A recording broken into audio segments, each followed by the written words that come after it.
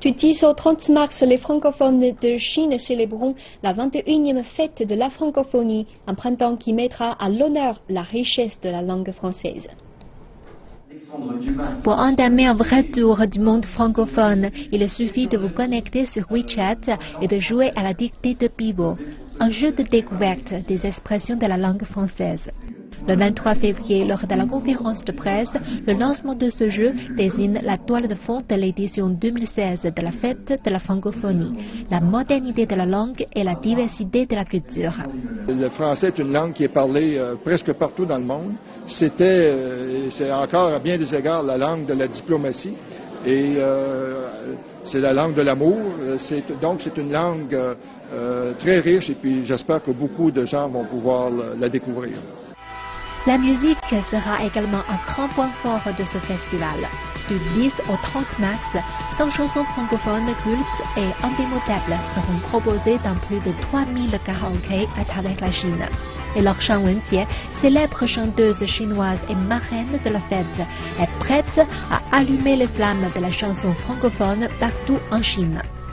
Je pense que la nouveauté cette année, c'est évidemment le fait que Laure Shang Wenjie soit notre marraine. C'est très important d'avoir une chanteuse populaire de la scène chinoise, mais qui est parfaitement francophone, qui nous accompagne pendant toutes ces manifestations culturelles, parce qu'il faut montrer que la francophonie, c'est aussi synonyme de jeunesse et de modernité et d'avant-garde.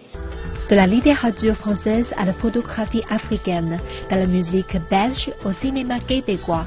Au mois de mars, une grande variété de programmes sera au rendez-vous des francophones dans plus de 200 villes chinoises.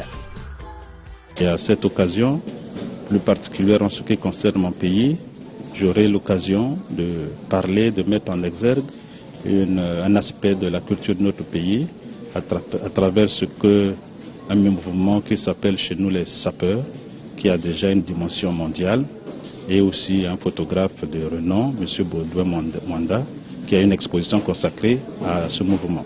C'est évidemment très important puisque de ces rencontres entre différents jeunes venant d'horizons différents et de nationalités différentes, il y aura évidemment des échanges intéressants et peut-être des révélations au niveau de la création. Le français est une langue parlée par près de 300 millions de personnes sur les 5 continents. La fête de la francophonie, aujourd'hui célébrée par 80 États ou gouvernements de l'Organisation internationale de la francophonie, est allée bien plus loin que la simple manifestation de la langue et de la culture francophone. Nous sommes un petit peuple francophone en Amérique du Nord et pour nous, la diffusion de notre culture est très importante parce que la survie du français en Amérique, c'est important aussi. On vit dans un monde anglophone. Alors pour nous, c'est très important de montrer au monde ce que nous faisons en français. Nous participons aussi avec conviction à la diffusion, l'illustration, la promotion, non pas tant uniquement de la langue. La langue, de ce point de vue-là, est une excuse, une très belle excuse, mais ce que nous voulons, c'est rassembler sur des valeurs qui, elles, sont communes à beaucoup plus de gens que uniquement ceux qui parlent français.